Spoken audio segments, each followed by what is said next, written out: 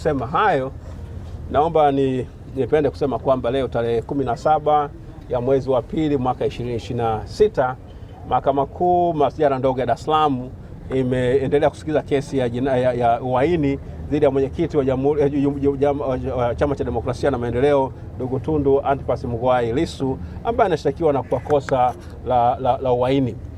Katika kesi hiyo leo upande wa jamhuri umeweza kuleta mashahidi wawili, shahidi mmoja ambaye analindwa na shahidi mwingine ambaye alindwi. Shahidi yule ambaye alindwa ni askari ambaye ametoka Arusha, ambaye anasema kwamba yeye alifanya kazi ya kuweza kuwashika watu ambao walikuwa wakipanga njama za kufanya vurugu kwa sababu na kupanga kuzuia uchaguzi wa mwaka 2025 kutokana na kauli ambazo mwenyekiti wa Chama cha Demokrasia na Maendeleo alizitoa mnamo tarehe 3 ya mwezi wa 4 mwaka 2025. Na hiyo ni kwamba hizo hatua zilichukuliwa kana kwamba ni siku hiyo tarehe 3 hiyo tayari. Baada ya tu kauli za Lissu kuwa zimetoka siku hiyo, hawa polisi kule Arusha tayari wakawa wameshaingia katika hatua za angehange na kuanza kushika watu, na mwisho wa siku mwenyekiti Lissu ameweza kumhoji kwa kina maswali ya kumdodosa na kuonyesha kwamba kwa sehemu kubwa huyu askari anatoa ushahidi ambao unapingana na kila alichokiandika katika tamko lake au katika ile maelezo yake pale polisi. Ameweza kuonyesha kwamba kinyume cha sheria askari huyu aliandika maelezo yake mwenyewe na wakati atakiwa akajionya mwenyewe na vile vile akajithibitishia yeye mwenyewe, kitu ambacho ni kinyume cha sheria ya mwenendo makosa ya jinai na vile vile ile kanuni za kipolisi PGO ambazo zinataka kwamba polisi wafanye kazi zao kwa weledi.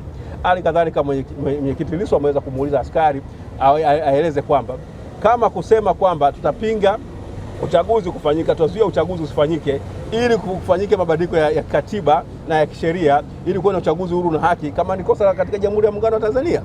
Polisi yule ameshia kusema kwamba hajui.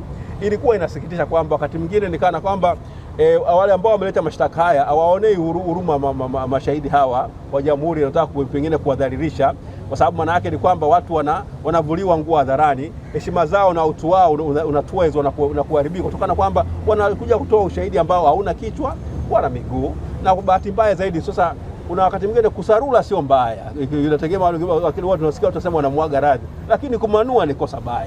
Sasa kama watu wanafikia hatua ya kumanua hadharani mahakamani, hii sio kitu kizuri. Kwa hiyo sasa ni masuala ambayo sisi kama yanasikitisha. Mtu ambaye unakaa mahakamani unasikiliza hii kesi, unaanza kulilia nchi yako na kusema kwamba je, tunaizingatia ibara ya 27 ibara ndogo ya kwanza na ya pili ya Katiba ya Jamhuri ya Muungano wa Tanzania ambayo inataka kwamba sisi kila mmoja wetu hakikisha kwamba rasilimali za nchi yetu zinatumika vizuri. Na kwa maana hiyo kuendesha kesi ambayo haina kichwa wala miguu au kuleta mashahidi wa namna hii ni matumizi mabaya ya rasilimali. Shahidi wa pili alikuwa ni yule ambaye amelindwa, baada ya kijana ambaye anasema kwamba ni miongoni mwa wale vijana wawili ambao walishikwa, ndio dereva wa bodaboda ambao walishikwa kule kwa Mrombo eneo la kule Arusha.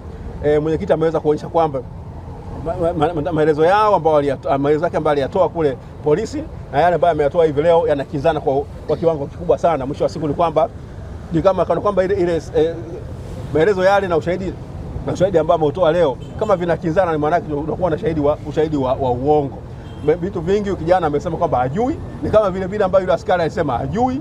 Mwisho wa siku unaweza kuona kwamba sasa kama tuna maaskari kama wale, nikimrudia ile shahidi wa kwanza, maaskari kama hawa mwisho wa siku ndio mafunzo ambayo ameyapata, mafunzo ya kwenda kusema uongo, mafunzo ya kugeuza uongo kuwa ukweli. Hapa tunajenga taifa gani? Je, tunakuwa na watu ambao wana unyofu wa kimaadili? Yani are these people of integrity or people whose moral fiber has been corrupted?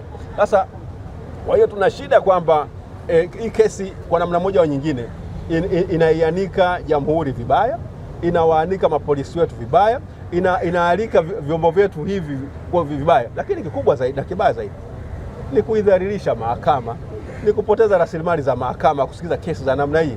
Kwa hiyo mimi kwa mara nyingine tena, wale wanaosikia, tuliona kwenye kesi ya mwenyekiti wa zamani wa Chadema Freeman Aikaeli Mbowe, waliulizwa wale wakubwa wa polisi maswali ambayo yalikuwa kwa kweli yanaonyesha kwamba hakuna uweledi, wakati PGO nataka wafanye kazi zao kwa uweledi. Na leo katika kesi hii ukiangalia mambo yanavyozidi kuendelea, sio leo tu na kutokea tumeanza ushahidi huu, tokea shahidi wa kwanza alivyoanza mpaka leo, hali inasikitisha. Mwisho wa siku unaweza kufanya nini?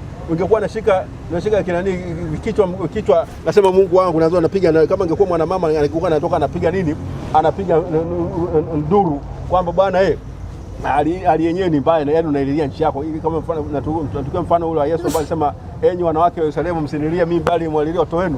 Hapo unaanza kuililia hata nchi yako. Kama tumefika hapa tunaanza kuililia nchi yetu. Kwa hiyo basi kesi hii itaendelea kesho tarehe 18 ya mwezi wa pili mwaka 2026 saa 3 asubuhi. Mwenyekiti yuko tayari kabisa na imara, ameweza kuona kwamba ni mtu ambaye hajapungukiwa bashasha, tabasamu, na mtu ambaye ameweza kuonyesha umahiri wa ajabu na mkubwa sana wa kuweza sheria na haraka kuweza kujua maeneo ya kuweza kujua udhaifu wa kesi ya jamhuri uko wapi na wale mashahidi, na mwisho wa siku ni kuweza kuonyesha kwamba sasa, je, kama mtu angekuwa na nafasi ya kutosha kupata maelezo yale na kuweza kuyakaa pembeni na kuyachambua, au angekuwa na nafasi ya kutumia kompyuta na AI kuweza kupitia ule ushahidi mara moja na kupitisha kwenye AI, hali ingekuwaje?